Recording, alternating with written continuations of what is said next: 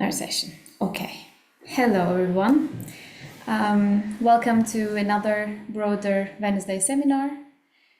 We are doing these seminars since 2 years, and we are doing it under a broader project for the last 2 years, but it has been an ongoing seminar series of Koç Migration Research Center at Koç University. But for the last 2 years, we are doing this under broader project. I would like to briefly mention about the project. It's a EC-funded twinning project, including 3 partner universities, Koç University, University of Amsterdam, and Pompeu Fabra University in Barcelona.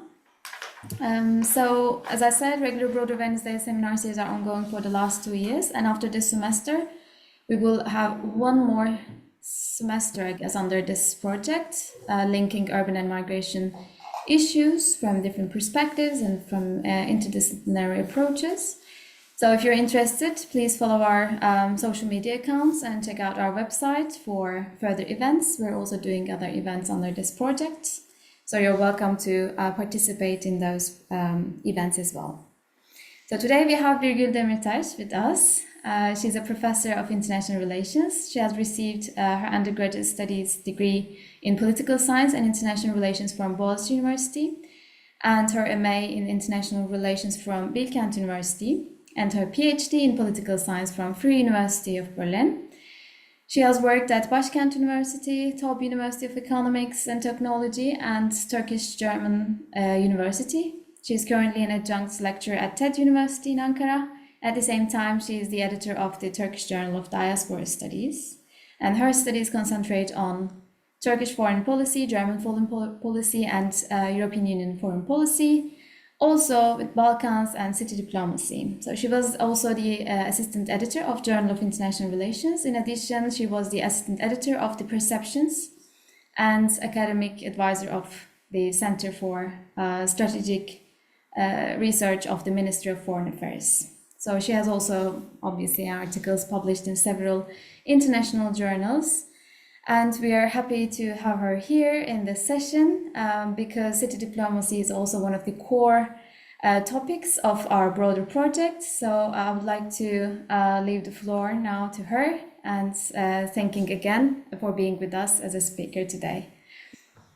Thank you very much, Najan, for this kind introduction. I have a PowerPoint presentation and I would like to share it with you. Just a second, please.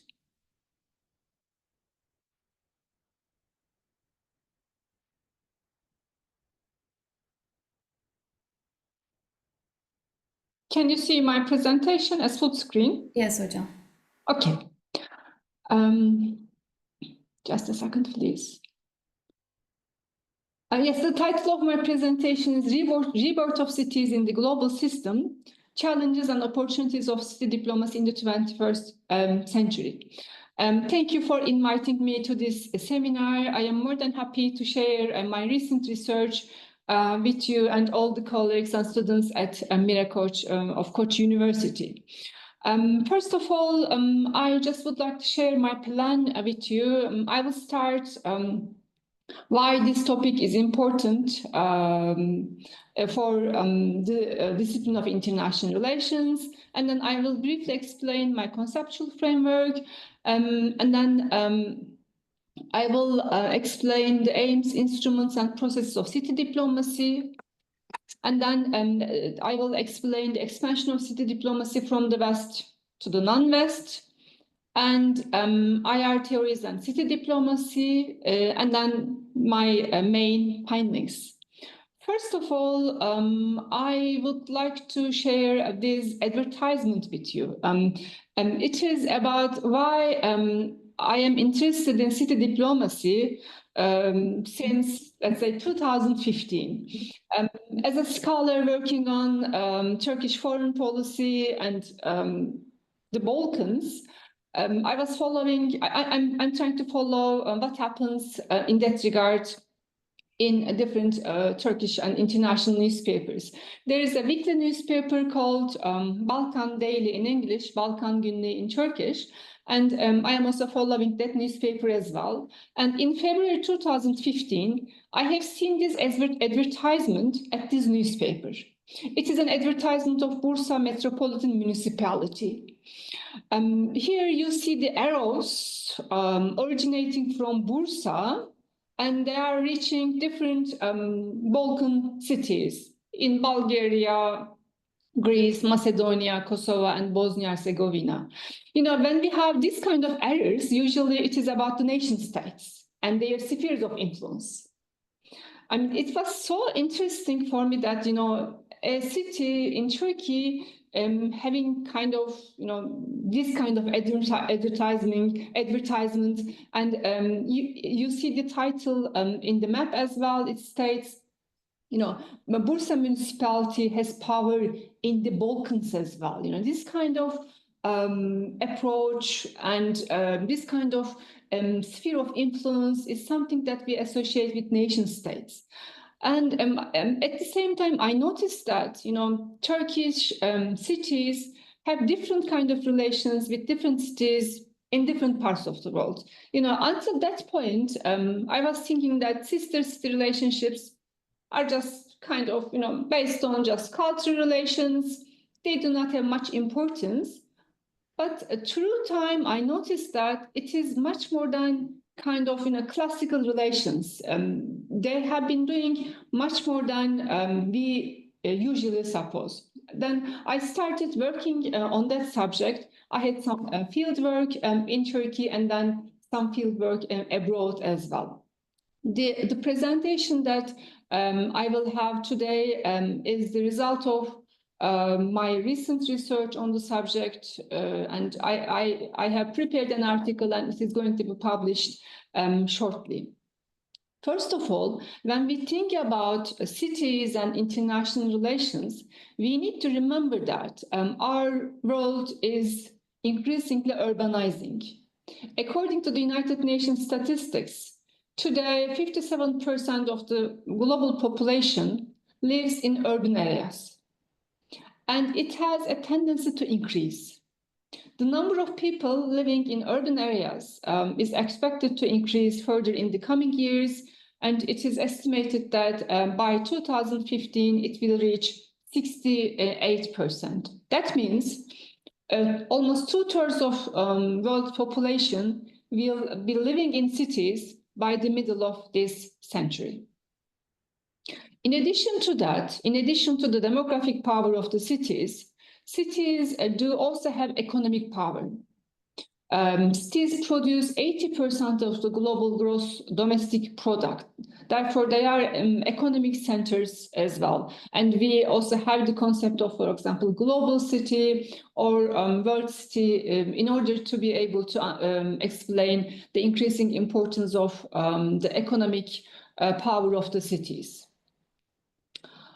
And in addition to all that information, we also need to remember that when we think of the United Nations Sustainable Development Goals, 65% of the targets related to these Sustainable Development Goals are related to the support of local governments. Therefore, when we would like to have sustainable development, we really need the support of the local administrations as well. Additionally, 70% of EU laws, the EU acquis communautaire, are also implemented by local and regional organizations. That's why cities do have demographic, political and economic importance. Because of that, we can say that cities are becoming increasingly influential in global politics as well, contributing significantly to shaping global agendas and determining policies. But we have a problem. The problem is that the mainstream international relations literature does not recognize the increasing importance of local administrations yet. You know, when we think about the new actors in international relations after the end of the Cold War, we talk about NGOs, we talk about multinational corporations, we talk about international organizations, but most of the IR textbooks do not mention cities as actors. But they are actors and their roles will increase in the future as well. Just a brief conceptual framework, some important concepts with regard to cities. We have different concepts in order to be able to grasp the increasing global relations of cities. We have concepts like city diplomacy, subnational foreign policy, municipal foreign policy, or local foreign policy, or paradiplomacy. Paradiplomacy is an abbreviation of parallel diplomacy, meaning that nation states have their own foreign policies, and municipalities or local administrations have their own external relations. And these two are, in fact, parallel with each other. Municipalities have a similar kind of external relations like the foreign policy of the nation states.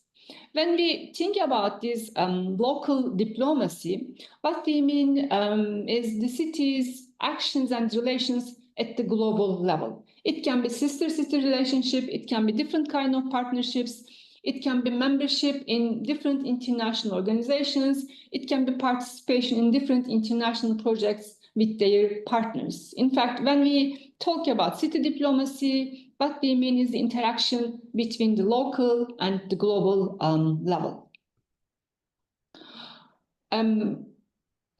But it is also important to note that this rebirth of cities, the increasing city diplomacy in the since the late 20th and early 21st centuries must be noted. That is important. But in fact, cities are not playing important roles in global history for the first time.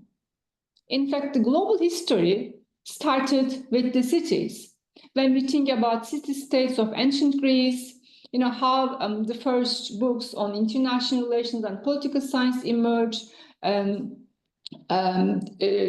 Thucydides, his book on the Peloponnesian Wars, and when we think about the importance of the Italian city-states in the 14th and 15th centuries, when we think about German principalities before the German unification, or think about Anatolian principalities before the establishment of the Ottoman Empire, the establishment of an important organization consisting of different cities in Europe, Hanseatic League established in 13th century. In fact, cities played important roles in the past as well. Therefore, I named my presentation as a rebirth of cities, as they were also important in global history as well.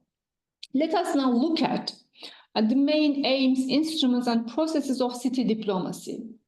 What are the interests or benefits of cities to have relations at the global level? What are their targets? They have different targets, in fact. But we can have some important several categorizations. First of all, almost all cities have economic aims when they try to develop their relations with different partners in different countries. Almost all the cities try to attract capital, they try to attract investment, and of course they try to attract tourists as well. They try to host different kinds of sports organizations or cultural organizations, international fairs, for example. Think about Olympic Games, how cities compete with each other in order to be able to host the Olympic Games. They try to get international capital to their own cities. Second, they have cultural interests. They try to promote cultural relations with different cities. A good example can be Turkey cities and their partnerships, for example, with the cities in the Balkans.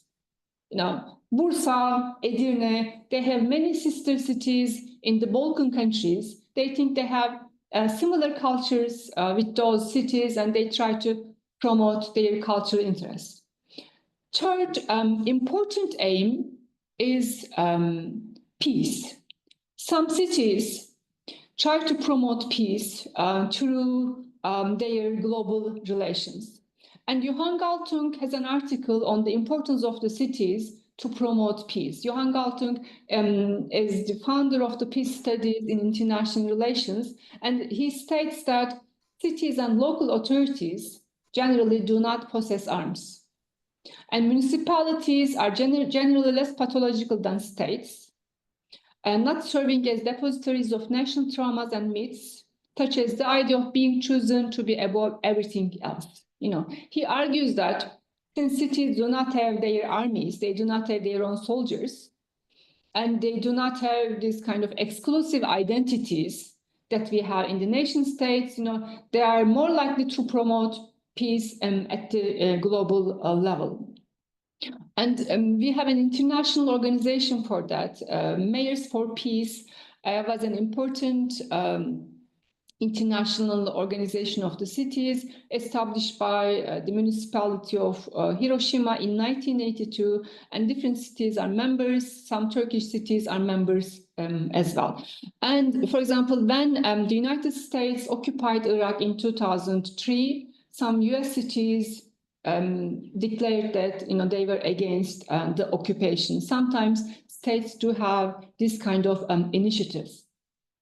Another example for peace initiatives of states, peace initiatives of local administrations are related to German cities. More than 100 German cities and municipalities, they have signed the international campaign to abolish nuclear weapons. And they have called on the German federal government to sign the Treaty on the Prohibition of Nuclear Weapons at the United Nations. Cities try to push the nation states to implement peaceful policies. Another example is from Turkey and Greece. Different cities from Turkey and Greece organized a meeting in Izmir in 2012, and they emphasized the importance of local initiatives in building peaceful relations. The fourth aim of the cities is related to humanitarian aid. When there's an earthquake, when there's flood,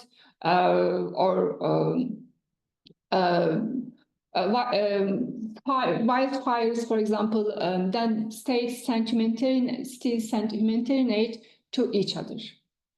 Another important aim, and that is also becoming more important, cities play more important roles dealing with the global issues. We have different kinds of challenges under the current circumstances. We had the pandemic, and we are suffering from the results of climate change. We have refugee waves, and cities are located at the center of the problem, but they also have the potential to contribute to the solution of the problems as well. A few examples with regard to the role of the cities in dealing with these global challenges. For example, when the United States government withdrew from the negotiations of the United Nations Global Compact for safe, orderly, and regular migration, some cities from the United States, like New York, Chicago, and Los Angeles, they stated that they would fulfill their commitments outlined in the compact. They were acting against the decision of the central authority. That is something quite important. And again, with regard to migration, we can also emphasize the importance of the sanctuary cities. Cities from different countries, they stated that they will respect the international law, and they will adopt moderate policies towards immigrants, even if their nation states do have restrictive policies. Cities, for example, San Francisco in the United States, Sheffield in the United Kingdom, or Palermo in Italy are among the sanctuary cities, and they are welcoming the refugees. And there is also something important, an important example from Turkey. In December 2019, 24 Turkish cities, municipality representatives came together at Koç University in Istanbul, and they stated that they would fulfill the articles of the Paris Climate Agreement. At that time, Turkey did not sign the agreement yet, but as the mayors of different cities, they had a common declaration, and they stated that they would implement the relevant articles of the Paris Agreement. Interestingly enough, among these mayors, there were some mayors from the Justice and Development Party as well. For example, the mayor from Rize, mayor from Erzurum, they also attended the meeting and signed the declaration. You know, it is an important proof that cities, even in centralized countries like Turkey, are trying to have some initiatives when they try to deal with the global challenges. Therefore, in sum, we can say that when nation states are reluctant to provide sanctuary to refugees or sign treaties on environmental protection, from time to time, cities might take the lead in Turkey, in the United States, in the United Kingdom, or in other countries. And it seems that cities have some recognition by the central administrations. And I can give the example from Turkey and from the United States.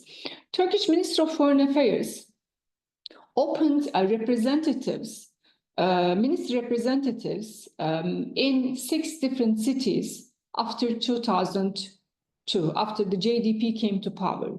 Before that, the foreign ministry had just 1 representative in Istanbul, but now it has also representative in Gaziantep, Hatay, Diyarbakır, Izmir, you know, in 7 different cities. It is a recognition of the increasing importance of cities.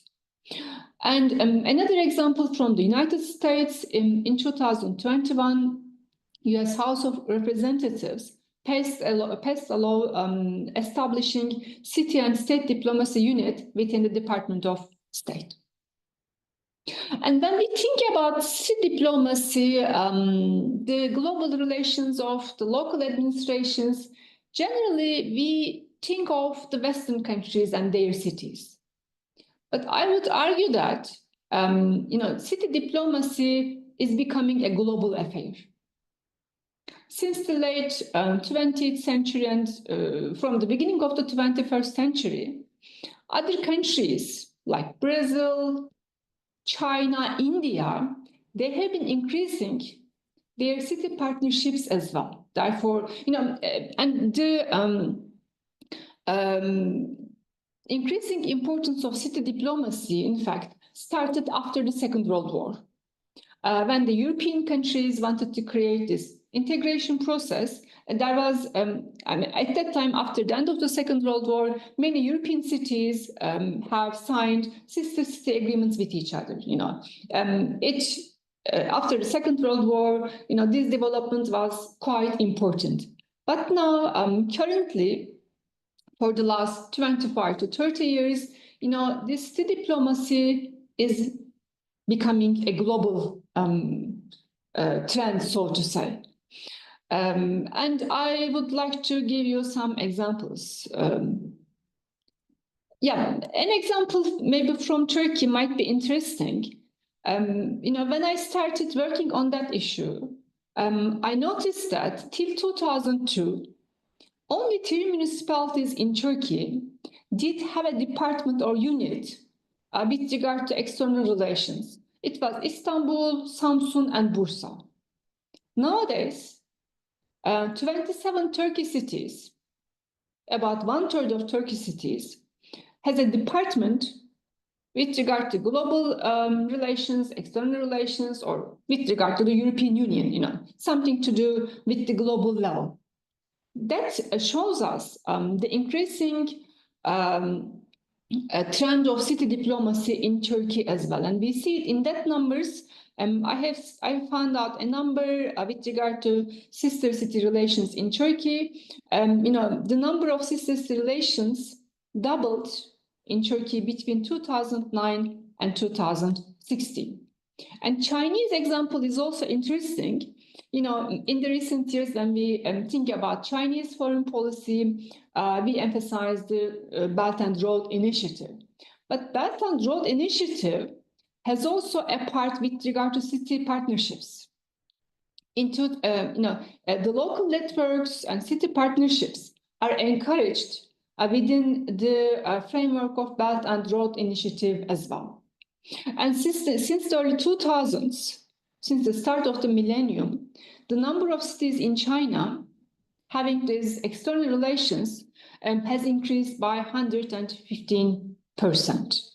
And we should also note that, and one thing, and then I will say something about BRICS. The then Chinese president, Hu Jintao, he stated that some Chinese provinces like Yunnan and Xinjiang are bridgehead in Chinese international relations. And we also have a similar trend in India, Brazil, and other countries as well. And recently, in June this year, the BRICS organization, now BRICS Plus organization, has established the Association of Cities and Municipalities. That is also something important. You know, BRICS has also a local part or a local association as well. And what does that mean? You know, how can we explain that? There's non-Western countries, some of them authoritarian, some of them are de-democratizing countries. What kind of aims do they have when they develop their city diplomacy? There are different reasons. First of all, economic reasons should be stated at the beginning. And be it Indian provinces or Chinese provinces or Turkish provinces, they want to attract new capital to their own city. And they try to make use of city diplomacy in order to get these economic benefits, in order to get the international capital. And second, they also try to use it, a new instrument of soft power, a kind of image making and branding the cities, but also branding their own countries as well. You know, in the past, mostly Western cities have benefited from city diplomacy, but now non-Western and authoritarian countries have been using it as well in order to promote their own soft power. And here, at that point, I also would like to mention that, you know, city diplomacy can be explained through IR theories as well, or we can learn, we can benefit from IR theories when we try to grasp this new globalizing tendency of city diplomacy. And different IR theories have different explanations for city diplomacy. And each can be valid for different case studies. Let us start with realism, and I will do it very shortly. Realism, you know, according to realism, we all know that states are the most important actors in global politics. And according to realist perspective, city diplomacy does not have its own importance. You know, city diplomacy is used by nation states in order to promote their interests. States, cities, provinces do not have their own separate actorhood. They are just instruments of their own central administration, according to realism. Therefore, from the realist perspective, we can say that, you know, it is quite rational for the authoritarian or the democratizing countries to encourage the development of city diplomacy. Since when Chinese cities have better relations with different cities in Africa, Asia, Latin America, then it might help the Chinese nation state as well. Therefore, there is no dilemma between authoritarianism and the use of city diplomacy. Liberalism has a different understanding, we can say. Liberals, as we all know that, according to the liberal perspective, states are not the only actors in the global system. We have different actors. We have international organizations, we have multinational companies, we have international NGOs. And in that respect, liberals think that cities can also be actors in international relations. And from time to time, when that country is a democratic country, they can play independent roles in global politics. With regard to constructivism, we can emphasize the importance of identities, norms, values, rules, principles in international relations.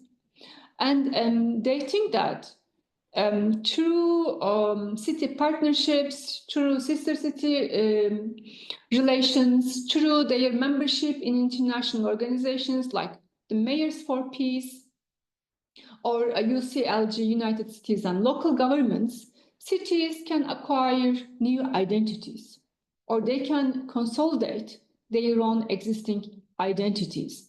According to constructivism, just as nation states reconstruct and reconstruct their identities through foreign policy, it might be similar for the cities as well. They can also highlight their identities, they can consolidate their identities, or they can reconstruct their identities, or they can construct new identities for themselves. It is possible. And now, that is an ongoing study. I am still interested in city diplomacy. Therefore, I would like to share with you my findings, my arguments. I argue that cities are actors in international politics, and they need to be recognized by IR scholars as well as by decision makers as well.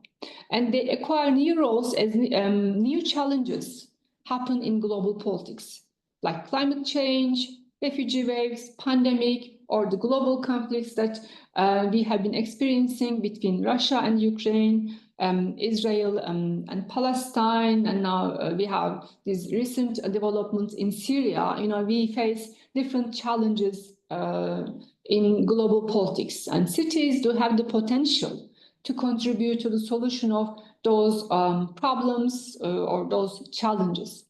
And I would also like to argue that city diplomacy is not just a Western practice anymore.